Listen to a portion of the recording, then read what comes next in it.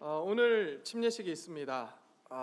침례식 집례하는 곳이 결혼식은 제가 지금까지 여러 번 했었고 또 앞으로도 계속 할 것 같은데요. 침례식은 이번이 저는 처음입니다. 집례가.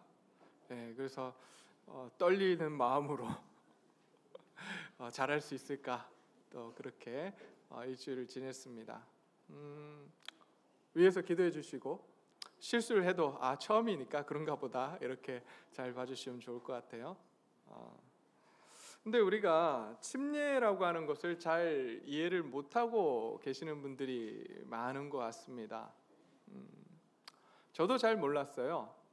그래서 침례를 받아야지만 구원을 받는가라고 생각했던 때가 있습니다. 그러나 침례가 무엇인지를 알고 나서는 또 그것이 얼마나 중요한가, 또 얼마나 무거운 자리인가 라고 하는 것을 알고 나서는 내가 왜 그때, 제가 중학교 2학년 때 침례를 받았거든요. 아마 맞을 거예요. 아마 그때 내가 왜 받았을까? 조금 더 내가 정말 주님 앞에 더 정말 있다가 내가 침례를 받았어야 됐는데 라고 하는 후회가 들었던 그 기억이 있습니다. 자, 우리가 침례에 대해서 오해를 좀 풀고 우리가 침례가 무엇인지 오늘 알기 위해, 좀 나누기 위해서 제가 설교 본문을 바꿨습니다. 그래서 이번 주는 침례에 대해서, 다음 주는 또 주의 만찬이 있기 때문에 주의 만찬에 대해서 우리가 설교를 좀 하려고 합니다. 자, 침례, 여러분 침례가 무엇이라고 생각을 하십니까? 신학적으로 세 가지 견해가 있습니다.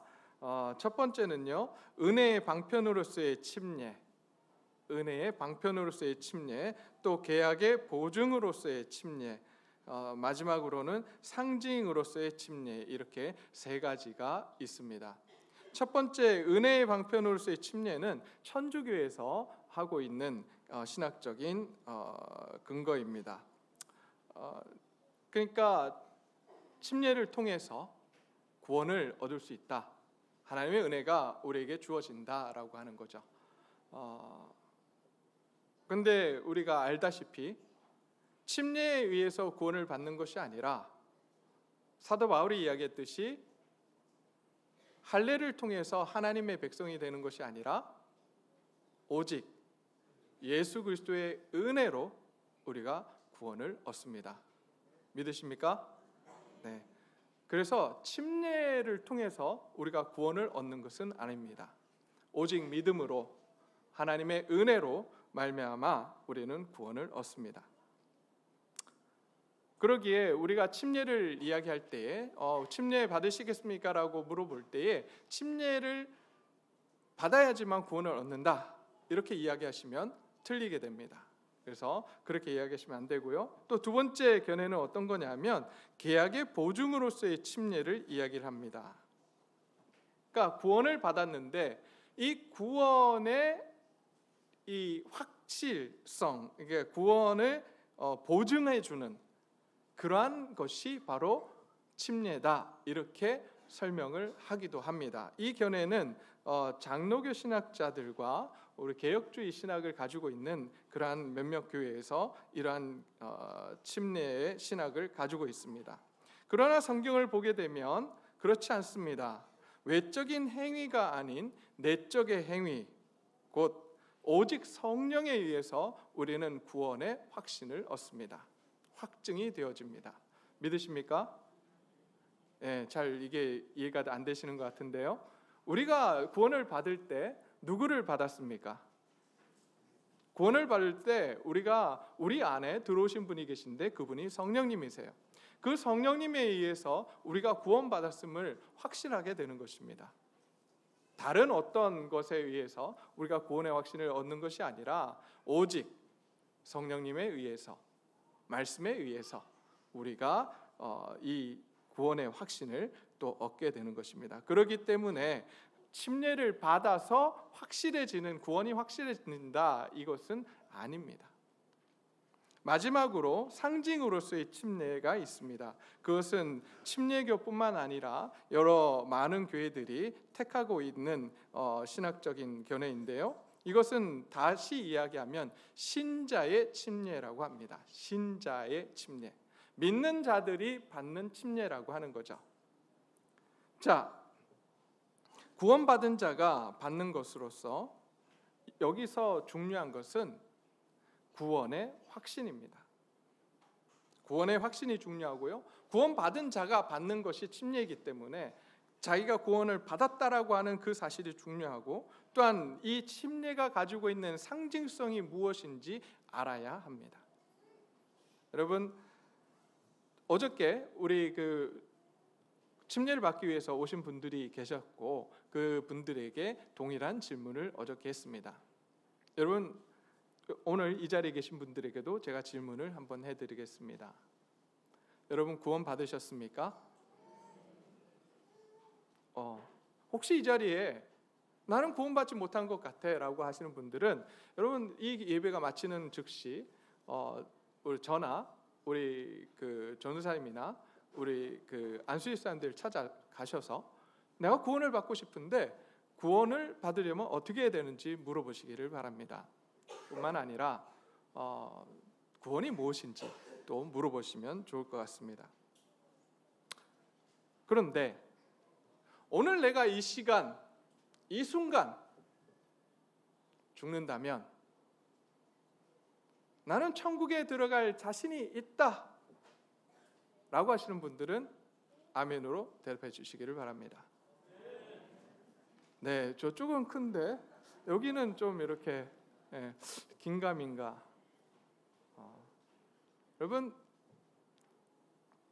오늘 죽어도 난 천국 갈 확신이 있다. 손 들라 그러면 확신 있는 분들 손 들어 주십시오 그러면 시험 들으니까 안 돼요. 네. 근데 많은 분들이 여기서 넘어져요. 나는 오늘 죽어도 천국 갈 수 있을지 없을지 잘 모르겠다라고 하시는 분들이 참 많습니다. 왜냐하면 구원이라고 하는 사실이 어떤 것인지 잘 몰라서 그래요. 구원이 마치 내가 잘 살아야지만 얻는 것으로 우리는 생각합니다. 구원, 다시 말하면 구원이라고 하는 것은 천국에 들어가는 거거든요. 하나님 나라에 들어가는 거예요. 전에는 죄의 종이었다가 이제는 하나님의 종, 의의 종으로 살아가는 것을 구원이라고 이야기합니다. 그래서 천국 바로 하나님의 나라, 하나님의 백성이 되는 것은 바로 구원을 의미하는 거예요. 그런데 그 구원이 우리는 가끔 우리의 노력으로 얻어진다라고 생각을 합니다. 그래서 내가 잘 살아야지, 내가 이렇게 내 삶을 잘 살지도 못하는데 어떻게 죄를 이렇게 많이 짓고 있는데 내가 어떻게 천국에 들어갈 수 있겠는가? 그래서 죽기 전에 꼭 뭘 해야 된다 그래요? 회개 기도를 해야 천국 갈 수 있다라고 믿으시는 분들도 가끔 있어요. 뿐만 아니라 우리가 이제 신앙생활을 하다 보면 이 신앙의 그래프가 이렇게 업앤다운 하잖아요. 위로 올라갔다가 내려갔다가 올라갔다가 내려갔다는 그래프를 그리잖아요. 아닌가요? 아닌 것처럼 이렇게 저를 쳐다보시고 저만 그런가? 모두가 그런 것 같아요. 하나님을 정말 열심히 믿을 때가 있는가 하면 저 밑바닥을 헤맬 때도 있는 것이 우리의 인생이고 신앙생활인 것 같아요. 근데 우리가 이제 가끔 그런 이야기 하죠. 내가 죽을 때는 꼭 이 정점에서 죽어서 하나님께 칭찬받았으면 좋겠다, 천국 들어갈 수 있으면 좋겠다, 뭐 이런 이야기를 합니다. 그래서 저 밑바닥에 있을 때 내가 죽게 되면 나는 천국 못 갈 거야, 뭐 이렇게 생각하시는 분들도 가끔 있는 것 같아요. 구원이라고 하는 것이 어떤 것인지 잘 모르기 때문에 그런 이야기를 합니다.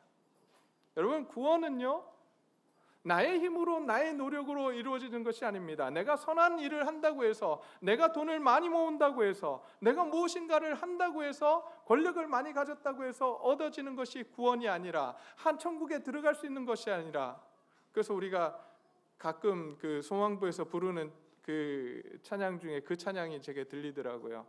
어렸을 때 참 많이 불렀던 찬양이죠. 그 찬양의 가사는 돈으로도 못 가요 하나님 나라. 맘착해도 못 가요? 하나님 나라. 어떻게 해야지만 갈 수 있다고요?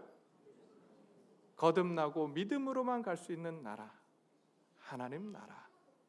여러분, 그렇습니다. 우리의 그 어떤 노력으로도 갈 수 없어요. 오직 하나님의 은혜로 우리가 거듭나고 우리가 믿음을 가졌을 때만이, 예수 그리스도를 우리가 믿음으로서만이 갈 수 있는 곳이 하나님의 나라, 천국이에요.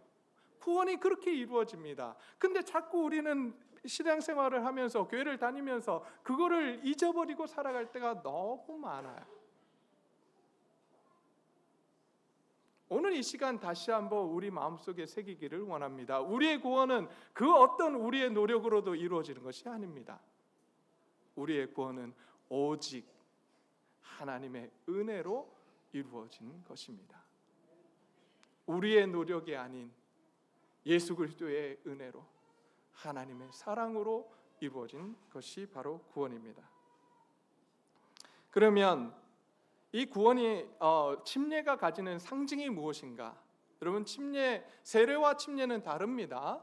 세례는 이렇게 물을 뿌리고 혹은 물을 그 위에 이렇게 붓는 행위고, 침례는 물에 잠겼다가 올라오는 행위입니다. 그래서 세례는 죄를 씻는다는 의미를 갖고 있고요. 그럼 침례는 어떤 의미를 갖고 있느냐? 여러분, 그 로마서 6장 3절에서 11절 말씀, 아까 우리 그 교동문에서도 잠깐 했었는데 한번 찾아보겠습니다. 로마서 6장입니다.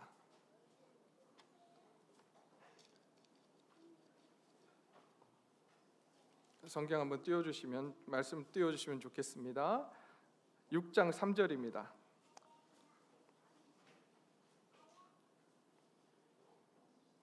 자, 제가 읽겠습니다. 6장 3절부터 읽겠습니다. 무릇 그리스도 예수와 합하여 침례를 받은 우리는 그의 죽으심과 합하여 침례 받은 줄을 알지 못하느냐? 그러므로 우리가 그의 죽으심과 합하여 침례를 받음으로 그와 함께 장사되었나니, 이는 아버지의 영광으로 말미암아 그리스도를 죽은 자 가운데서 살리심과 같이 우리로 또한 새 생명 가운데 행하게 하려 함이라. 만일 우리가 그의 죽으심과 같은 모양으로 연합한 자가 되었으면 또한 그의 부활과 같은 모양으로 연합한 자도 되리라. 다시 이야기하면, 침례라고 하는 것 두 가지 행위가 있습니다. 물에 들어가는 것, 물에서 나오는 것, 이 두 가지 행위가 있어요. 우리가 물에 들어가는 것은 우리가 장사되는 거예요. 우리가 죽는 겁니다. 누구와 함께 죽어요? 예수님과 함께 죽는 거예요. 예수님과 함께 죽었다가 다시 살아나는 거예요. 물에서 올라오는 건 다시 살아난다는 의미를 갖고 있습니다. 장사된 나는 죽고 이제 내가 새롭게 태어났는데, 내가 새롭게 살아나는데 누구와 함께요? 예수님과 함께 살아난다. 예수님의 부활하심과 같이 우리도 부활하게 될 것이다 라고 하는 고백이, 상징이 그곳에 담겨져 있는 것입니다. 그러기에 침례는 굉장히 무거운 사건입니다.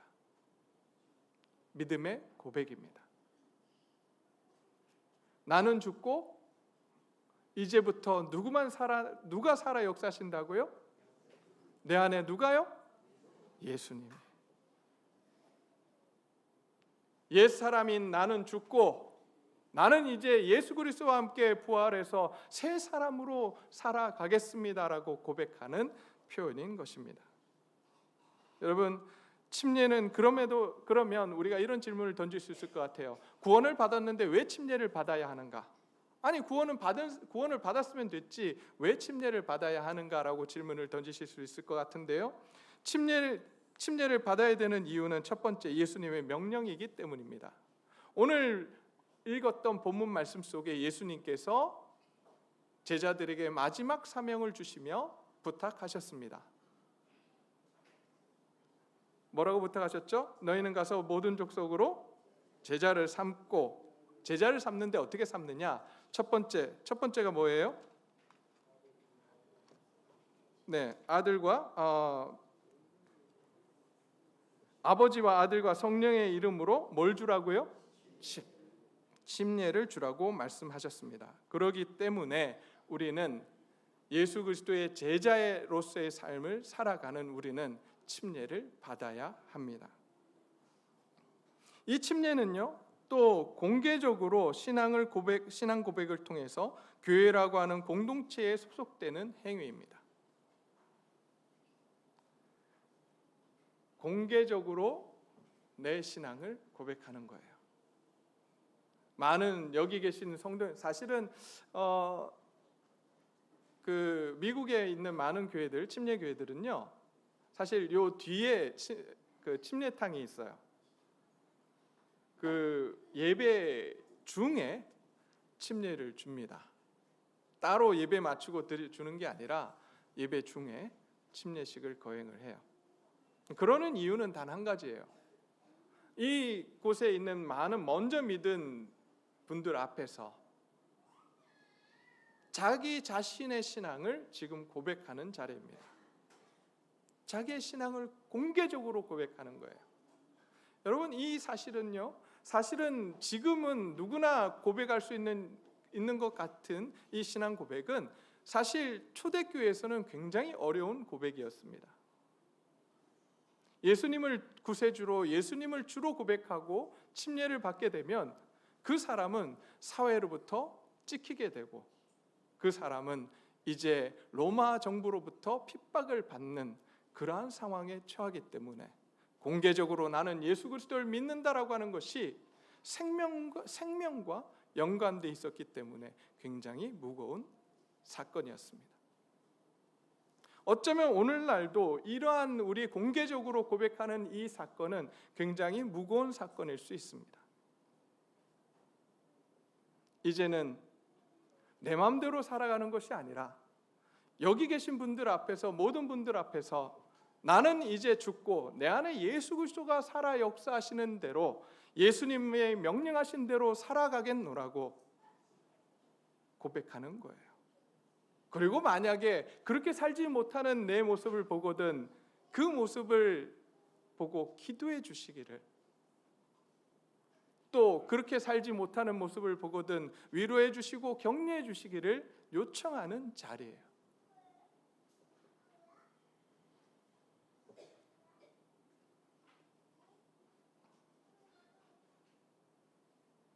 우리는 너무 쉽게 침례를 받았습니다. 저도 그랬어요. 예수 믿었어? 사형리 쭉 하고 구세주로 고백했습니까? 자, 그럼 침례 받읍시다. 여러분, 그것 이상의 의미를 갖고 있는 게 침례예요. 우리가 신앙을 고백할 때에, 우리가 예수 그리스도를 믿을 때에 예수님을 우리가 고백했습니다. 두 가지로 고백했어요. 예수님이 나의 첫 번째 뭐가 되신다고요? 누가 되시죠? 구세주. 나의 죄 문제를 해결해 주시는 분, 내가 해결할 수 없는 죄의 문제, 그래서 내가 영원히 죽을 수밖에 없고, 죽었고 지옥으로 갈 수밖에 없는 그러한 존재인데, 그 문제를 해결하고자 내가 열심히 살아보고 내가 선행을 하고 내가 열심히 무엇인가 해보지만 그 문제를 해결할 수 없는데, 그 문제를 해결하신 분이 누구라고요? 예수님.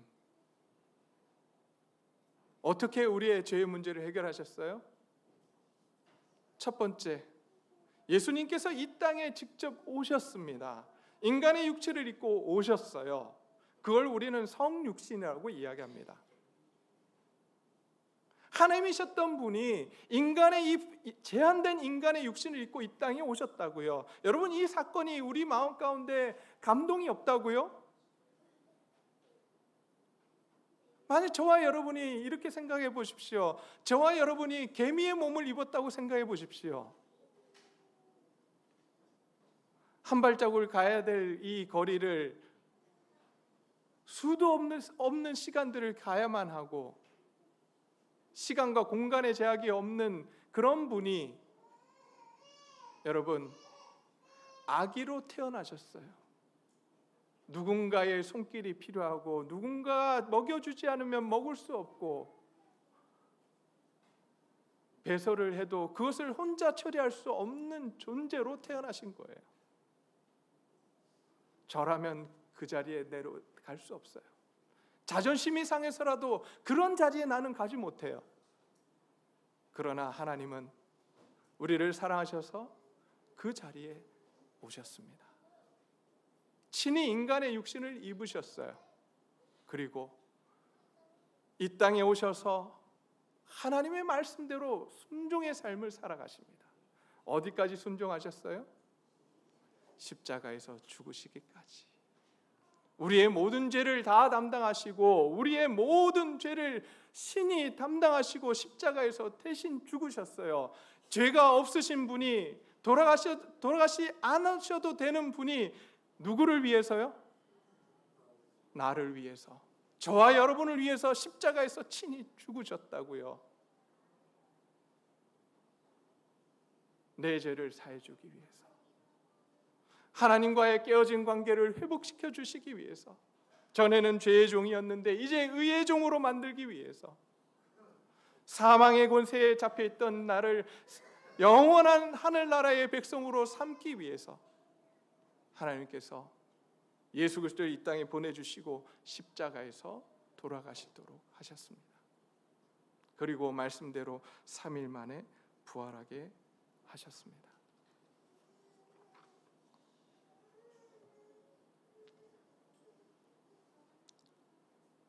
그 예수님을 믿는 자마다 구원을 얻게 되는 하나님의 놀라운 은혜를 주셨습니다. 우리가 예수님을 구세주로 고백했다라고 하는 것은 이것을 믿는 거예요. 예수님만이 나를 구원하실 수 있는 분이다. 예수님께서 나를 위해서 십자가에 달려 죽으셨다 라고 하는 사실을 우리가 믿는 거예요. 성경대로 3일 만에 부활하셔서 나의 참 소망이 되시고 길과 진리가 되신다라고 하는 사실을 우리가 믿는 것, 그것이 바로 예수님을 구세주로 고백하는 것입니다. 저와 여러분들이 예수님을 구세주로 고백하신 줄 믿습니다. 그런데요, 우리가 여기서 그치지 않았습니다. 우리가 예수님을 믿을 때 또 하나의 고백을 했습니다. 그 고백이 뭔지 아세요?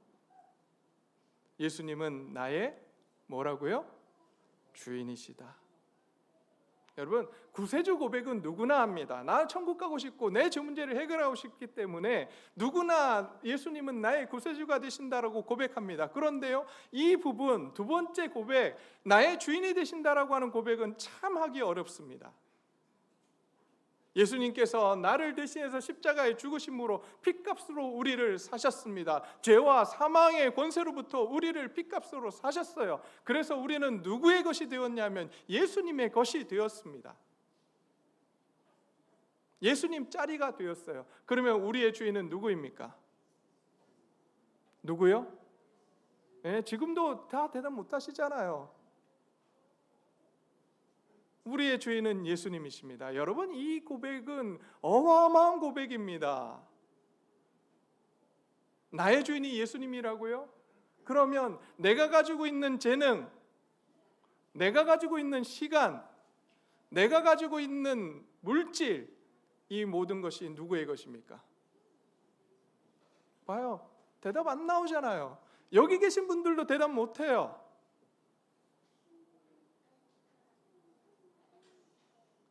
예수님이세요. 우리가 예수님 믿을 때, 믿는다라고 하는 것은 예수님은 나의 구세주이시고 나의 주인이시라고 고백하는 거예요. 그렇게 살아가냐고요? 그렇게 못 삽니다. 그게 인간의 존재예요. 예수님, 하나님은 그거 아세요. 그러나 우리가 그 고백을 하고 그렇게 살아가려고 노력할 때 하나님은 우리에게 은혜를 베푸시는 거예요.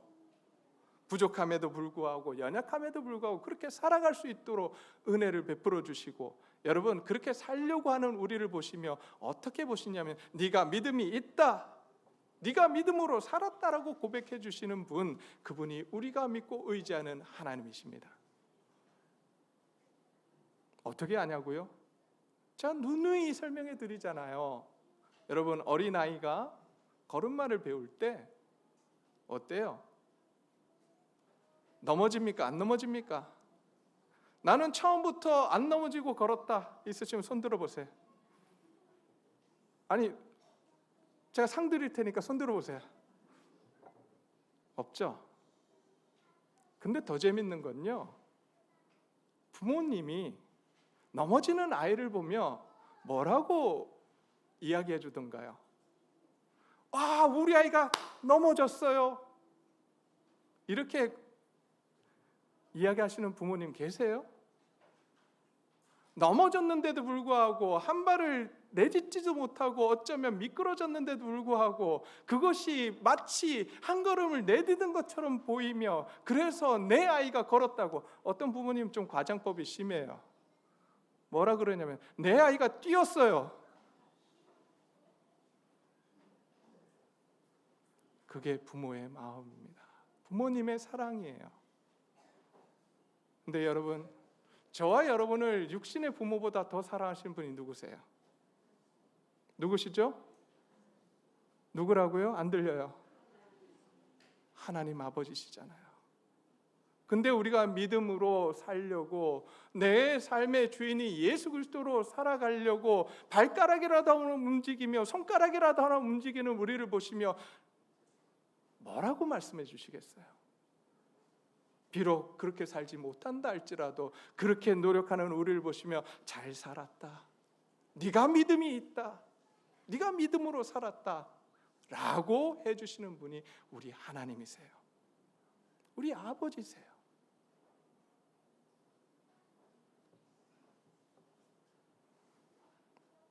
그래서 우리는 항상 고백해야 됩니다. 예수님은 나의 구세주이십니다. 예수님은 나의 주인이십니다라고 우리는 고백해야 합니다.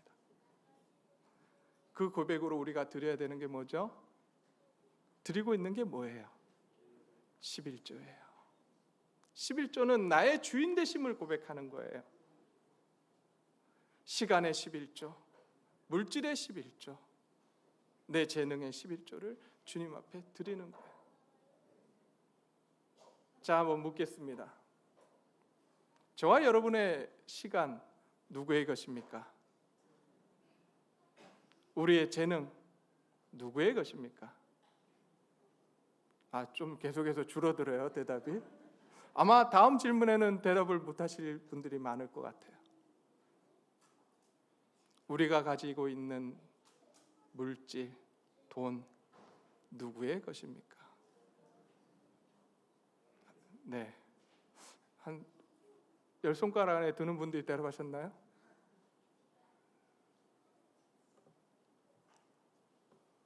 주님의 것입니다. 주님의 것이에요. 왜 내 것이라고 자꾸 우리는 고백합니까? 왜 그것이 내 것이라고, 내 마음대로 쓰는데 왜 나에게 뭐라고 하냐고 우리가 그렇겠죠? 아니에요. 여러분, 나 같은 사람 구원하시기 위해서 예수님 이 땅에 오셨어요. 나같이 못난 사람도 구원하시기 위해서, 나 하나 살리기 위해서 그 고난을 십자가에서 당하셨어요. 나에게 영원한 생명을 허락해 주셨어요. 피값으로 우리를 사셨어요. 우리에게 자유를 주셨어요.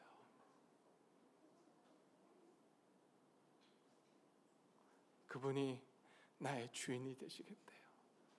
나를 그렇게 사랑하시는 분이 나의 주인이 되어 나를 다스리시겠대요. 감사하지 않습니까?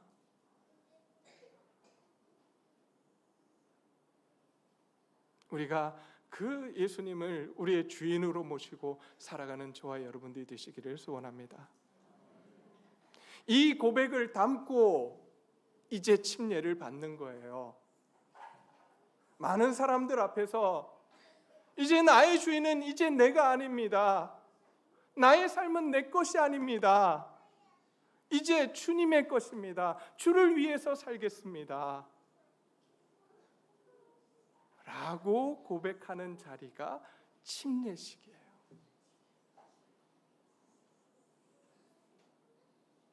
여러분, 오늘 침례식에 많은 분들이 함께 해주시기를 소원합니다. 그리고 이제 침례를 받고 공개적으로 자신의 신앙을, 믿음을 고백하는 그 우리 청년들에게 위로해 주시고 기도해 주시고 격려해 주시기를 소원합니다. 뿐만 아니라 우리 참석하는 먼저 침례 받은 우리들은 이제 우리 자신들을 한번 돌아보기를 소원합니다. 내가 정말 그렇게 침례를 받았던가? 그렇게 침례를 받고 내 삶은 지금 어떻게 살아가고 있는가?